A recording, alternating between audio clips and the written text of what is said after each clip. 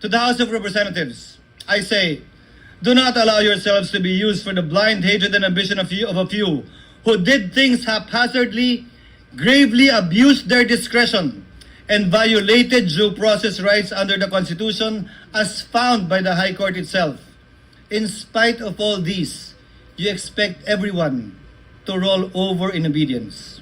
When we did not, you moved hell and high water to destroy personalities, malign reputations, and tarnish institutions. To these people, I say this: the Senate is not your playground to run after your political enemies. We are not an accomplice in any grand scheme. While others may be willing to play your game, I am not. I will never bow to a mob. I will never cower to the shrillest of voices. Let history, Mr. President, record that in this moment, we chose the Constitution. We chose the rule of law by defending the integrity of the Supreme Court and maintaining the system of checks and balances under our Republican system of government. Let this chamber be remembered, not for the passions we inflamed, but for the principles we upheld. I vote yes to the motion, Mr. President. I vote yes to the rule of law, yes to the Constitution, yes to the supremacy of the Supreme Court in interpreting it.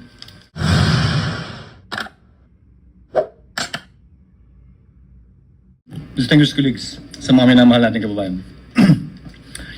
For many of us, the past 2 weeks have proven to be an exasperating, mentally and emotionally exhausting experience. Both sides have fought bitterly a dialectical struggle to articulate what they respectively believe to be the correct position or view on the issues involved. Passions had run high as demonstrators, whether for or against impeachment, took to the streets armed with their familiar slogans and chants to air their voice on the matter. Various sectors of society, from business, retired military, academe, denominations of faith, offered suggestions for a return to a state of normalcy in the official relations of governmental branches. Through all these, and as early as the time when the articles of impeachment had been constituted, the court was specifically asked, told, urged, and argued to take no action of any kind and form with respect to the prosecution by the House of Representatives of the impeachment complaint. When the present petitions were knocking, so to speak, at the doorsteps of the court, the same clamor for non-interference was made through what are now arguments of lack of jurisdiction, non-justiciability, and judicial self-restraint, aimed at halting the court from any move that may have a bearing on the impeachment proceedings. The court did not heed the call to adopt a hands-off stance as far as the question of constitutionality of initiating the impeachment complaint is concerned. What lies in here, is an issue of genuine constitutional material which only the court can properly and competently address and adjudicate in accordance with clear-cut allocation of powers under our system. The claim, therefore, that the court, by judicially entangling itself with the process of impeachment, has effectively set up a regime of judicial supremacy is patently without basis in fact and in law, because it is not at all the business of the court to assert dominance, judicial dominance, over the other two great branches of government. Rather, the raison d'etre of the judiciary is to complement the discharge by the executive and legislative of their own powers to bring about ultimately the beneficent effects of having founded and ordered our society upon the rule of law. Mr. President, distinguished colleagues, the institution that is the Supreme Court, together with all other courts, has long held and been entrusted with the judicial power to resolve conflicting legal rights regardless of the personalities involved in their suits or actions.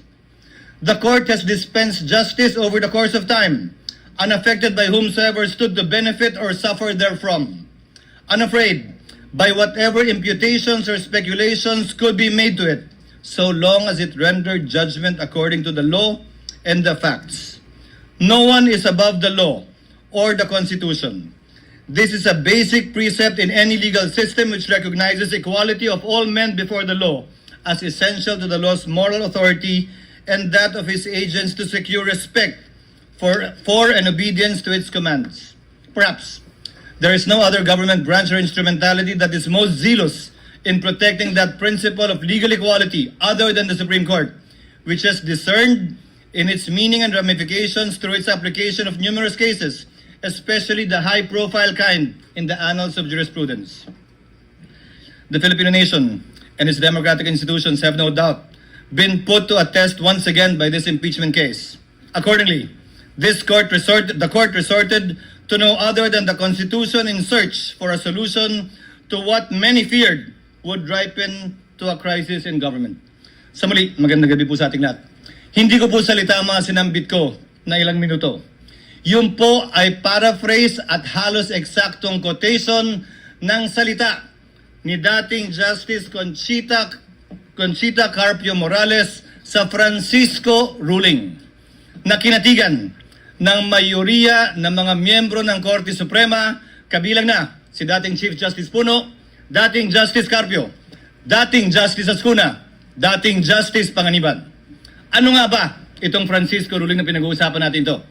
Ano nga ba ang pinagkapareho, pinagkaiba nito sa kasalukuyan nating hinaharap? At bakit ko ba ito tinatanong? Ginoong Pangulo, bahagi ako ng Kongresong nagtangka na i-impeach si dating Chief Justice Davide. Bakit ko sinabing tangka? Dahil pinigilan po kami ng Korte Suprema. In-enjoin at nag-issue ng TRO ang Korte Suprema at ito yung desisyong yun. Francisco, case na palaging sinasite po natin. Ano bang pinagkapareho? Ang aligasyon laban sa nasasakdal noon na si Chief Justice Davide, kaugnay din ng corruption. Daang milyon din. Ang pinag-usapan, initiation of impeachment na dapat sole prerogative din ng Kamara. Ang pinag-usapan, ano bang definisyon ng initiation na dapat sole jurisdiction din ng Kamara? Ang tanong ko po ay simple. Noong mga panahong yun, nasaan po lahat na nagre-reklamo ngayon at nagko-question sa desisyon ng Korte Suprema? Yung mga mahistradong nagko-question ngayon na retirado na, bumoto sila pabor doon. Subalit ngayon, tila nag-iba ang posisyon. Ano nga ba ang pinagkaiba kung meron man? Klaro ang pinagkaiba. Iba ang pangalan ng nasasakdal. Today, Mr. President, distinguished colleagues, the very supremacy of the Supreme Court is being called into question, and with it, the very foundation of the rule of law. As Senate President and as a member of this chamber, and as a member of the bar, I will not sit idly by and allow this. At stake is the very idea that justice should be governed by laws that apply to all, equally to all, rather than the whims and caprices of public opinion. As Justice Frankfurter once said, if one man can be allowed to determine for himself what is law, every man can. That means first chaos, then tyranny. Legal process is an essential part of democratic process. Whether it's a mob or a minority, bias and prejudice blinds, divides, and destroys. Former U.S. Supreme Court Justice Sandra Day O'Connor also said it best. The law provides necessary continuity amidst our constantly shifting political landscape. It guarantees everyone will be treated equally, whether they are in today's or yesterday's majority, so they know what to expect, whether what they do is popular or unpopular at that time. The courts, Mr. President, with the Supreme Court at the helm, are the guardians of the rule of law, making sure everyone plays by the same rules and receives equal justice. For the rule of law to prevail, the High Court must act as a compass, not as a political cheerleader, impartially applying the law by calling out violations, not swayed by public opinion or political allegiance. Respect for the rule of law, Mr. President, requires all of us to adhere to final or immediately executory decisions of the court, even when there is a winner and a loser, to avoid deadlocks and maintain legal order. Respect for the rule of law does not bar disagreeing with court decisions, nor from forming our own opinions on the meaning and intent and letter of the spirit of the Constitution. However, we must also have the humility to accept when we are wrong once the Supreme Court has already decided. Respecting the court only when you win or when it aligns with your belief is not respect for me. It is plain arrogance or if at all, a power play. Cherry-picking court rulings destroys the judiciary's purpose. Disobeying the High Court's decision is a violation of the law because under our Constitution, decisions of the Supreme Court form part of the law of the land. I made these remarks, Mr. President, amidst recent calls for this august body to disregard the Supreme Court's recent ruling in Duterte v. HOR. These calls for judicial disobedience have been aided and abetted by so-called legal luminaries and experts who fancy their wisdom and knowledge of the Constitution as better, higher, more supreme than that of the Supreme Court. Miyembro po ba sila ng Supremist Court? Miyembro po ba sila ng Super Supreme Court? Sa pagkakaalam ko po, iisa lamang ang Korte Suprema. At ayon sa ating konstitusyon, Korte Suprema ang bukod tanging pwedeng makapagsabi kung ano ang kahulugan ng ating saligang batas. Walang iba. Allow me to demonstrate, for example, Mr. President, the legal gymnastics these people have been undertaking. In the past, and I have borne the brunt of this, sabi nila, forthwith ang sinabi sa Senado, ibig sabihin yan agad-agad. Despite the rulings of the Supreme Court that say it is within a reasonable time. Pero doon na tayo sa agad-agad. Sabi ng rules ng House, dapat i-refer ng SecGen immediately sa Speaker. 2 buwan bago niya ginawa yun. Oh, okay lang sa kanila. Di naman sila nagreklamo. Immediately po ang gamit ha. Hindi forthwith. Sabi naman ngayon ng Korte Suprema, immediately executory. Ay, teka lang. Hintayin muna natin. Hindi pa final. Kapag ka-convenienteng gamitin yung mga salita pabor sa posisyon nila, edi okay lang. Kapag ka hindi naman, ay hindi rin. Hindi po ganun dapat yon. Hinihiling nila ngayon sa Senado na ipagpaliban muna ang anumang aksyon para intayin ang anumang desisyon ito kaugnay sa motion for reconsideration na inihain ng Kamara sa Korte Suprema. Subalit tulad ng naipaliwanag na kanina kaugnay ng motion na pinagbobotohan natin ngayon, kung magbago man ang Korte Suprema sa kanilang desisyon na unanimous noong July 25, 2025, meron pong paraan at proseso pa ang Senado para sundin ang bagong desisyon yan ng Korte Suprema kung sakasakaling mangyayari po yan.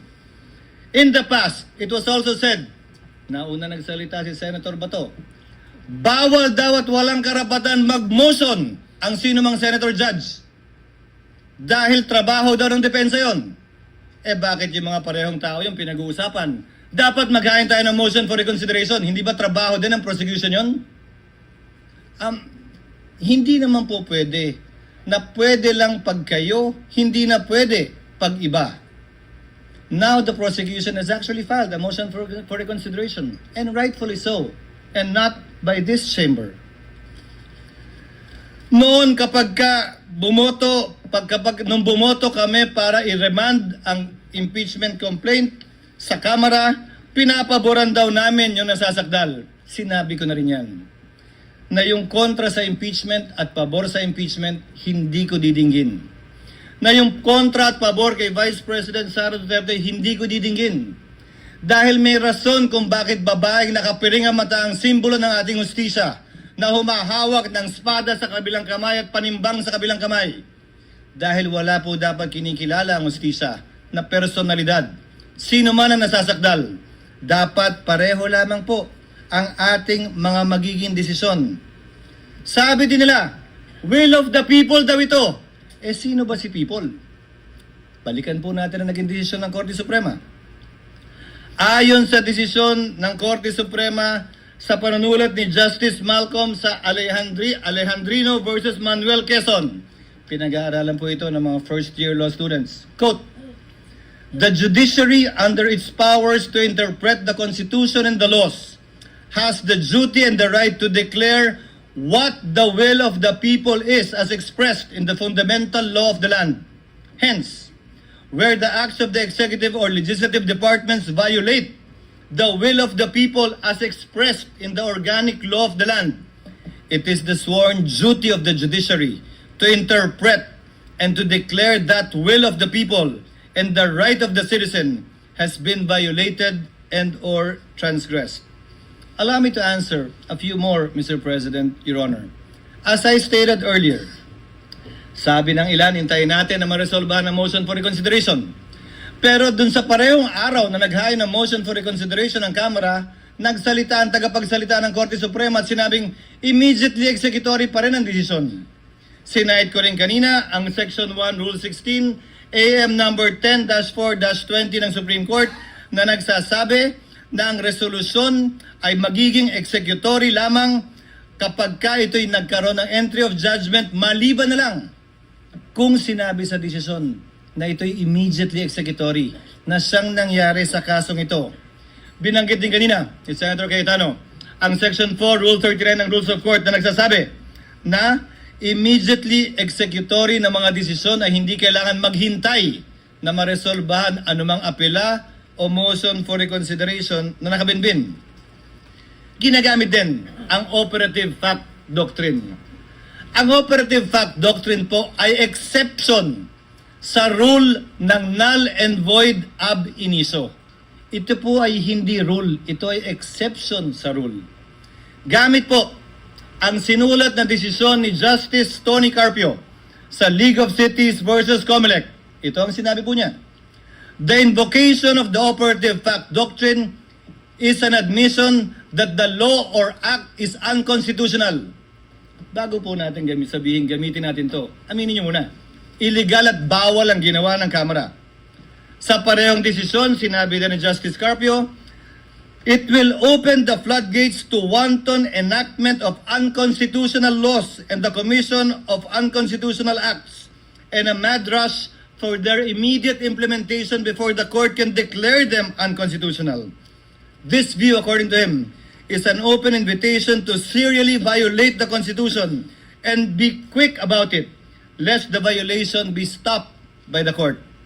Sinabi din po ni Justice Carpio sa desisyong Aralio versus Aquino, those who acted in bad faith with gross negligence cannot invoke this doctrine. Hindi po pwedeng pakinabangan nung taong gumawa ng unconstitutional at illegal act ang doktrinang ito. Pwede lamang po itong gamitin ng mga partidong walang kinalaman dun sa ginawang mali, masama o di naaayon sa saligang batas. Ika nga, he who comes to equity must come with clean hands, and he who seeks equity must likewise do equity. Mr. President, distinguished colleagues, kinondena din ng ilang legal luminaries tulad ng Felconsa na dating pinangunahan ng nanguna sa impeachment complaint na si Speaker Romualdez, ilang taon lamang ang lumilipas, na hindi daw, bagong requirement daw ang due process. Dagdag daw ito. Mr. President, Your Honors, they should read Francisco again. They forgot that lack of due process in the impeachment process had been raised and in fact was specifically mentioned in the separate concurring opinions. And allow me to quote the concurring opinion of Justice Panganiban. The due process clause enshrined in our fundamental law is a condition sine qua non that cannot be ignored in any proceeding, administrative, judicial, or otherwise. It is deemed written into every law, rule, or contract, even though not expressly stated therein. Hence, the House rules on impeachment, insofar as they do not provide the charged official with number 1, notice, and number 2, opportunity to be heard prior to being impeached, are also unconstitutional. Needless to say, the due process limitation on the impeachment process was already discussed in Francisco. May pumalag ba nun? Wala. Yung nagre-reklamo ba ngayon kaugnay sa bagong requirement yung due process, nag-react nung sinulat ito at naging bahagi ng Francisco ruling? Hindi ko rin po napansin. Sinabi din po ng ilang legal luminary, partikular binanggit din ito ni Speaker Romualdez, when the court begins to create rules on how it and other high officials may be impeached, it risks writing the terms of its own immunity. This point was also discussed in Francisco. Ang sabi ng korte nito, illogical ito at non-sequitur. Alalahanin po natin. Hula lamang yung gagamitin din ito pabor sa kanila. Sa kaso ng Francisco, nakaupong Chief Justice ang nasasakdal. Pero sinabi mismo ng Korte, hindi bale yan. Hindi namin pinapaboran ang kabaro namin sa pagbaba namin ng desisyong ito. Mr. President, the Constitution establishes a system of checks and balances, not a system of retribution. Threatening the Supreme Court with impeachment simply because one disagrees with the ruling is a dangerous assault on our constitutional order. The Senate, Mr. President, stands ready to uphold the integrity of the Constitution as well as the institutions created under it. My dear colleagues, we are told that to honor the court's ruling is to betray the truth, that by choosing fidelity to the law, we somehow abandon accountability, but nothing for me could be further from the truth. To disregard the ruling would not only defy the Constitution, it would drag the nation into a crisis it can ill afford. It would erode the authority of our laws, embolden those who believe they are above it because they know it all or simply know better. To those seeking to disregard the Supreme Court's decision, I ask these simple questions, Mr. President.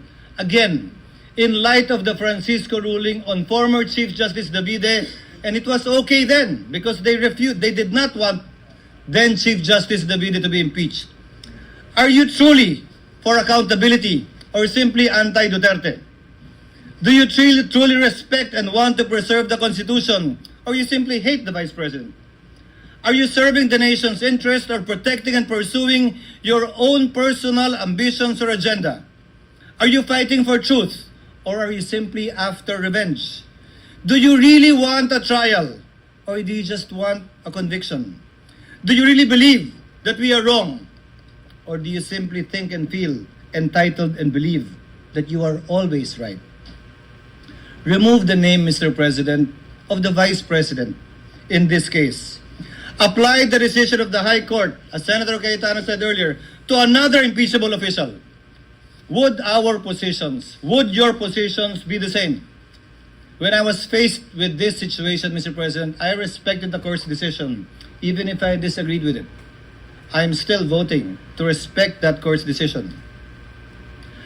As quoted at the start of my speech, Mr. President, the dispensation of justice over the course of time should be unaffected, whomsoever stood to benefit or suffer therefrom. The courts should be unafraid of whatever imputations or speculations could be made against it by those disagreeing. I will not cast a vote that says complying with the Supreme Court ruling is optional. Anyone who will say, I will respect the Supreme Court today and condemn it tomorrow, is not showing fidelity to the Constitution. It is submission to the passions of the day, to the shifting winds of public sentiment that may or may not be just. Fidelity to the Constitution, Mr. President, must prevail even when it is unpopular, inconvenient, or misunderstood. In fact, Mr. President, distinguished colleagues, it must prevail especially when it is unpopular, when it is inconvenient, and misunderstood. Finally, Mr. President, let today's verdict be a stern and unequivocal warning to anyone who would dare use the Senate for their personal battering ram to further their personal political ambitions. To the House of Representatives, I say, do not allow yourselves to be used for the blind hatred and ambition of a few who did things haphazardly, gravely abused their discretion, and violated due process rights under the Constitution as found by the High Court itself. In spite of all these, you expect everyone to roll over in obedience. When we did not, you moved hell and high water to destroy personalities, malign reputations, and tarnish institutions. To these people, I say this: the Senate is not your playground to run after your political enemies. We are not an accomplice in any grand scheme. While others may be willing to play your game, I am not. I will never bow to a mob. I will never cower to the shrillest of voices. Let history, Mr. President, record that in this moment, we chose the Constitution. We chose the rule of law by defending the integrity of the Supreme Court and maintaining the system of checks and balances under our Republican system of government. Let this chamber be remembered, not for the passions we inflamed, but for the principles we upheld. I vote yes to the motion, Mr. President. I vote yes to the rule of law, yes to the Constitution, yes to the supremacy of the Supreme Court in interpreting it. Thank you, Mr. President. Thank you.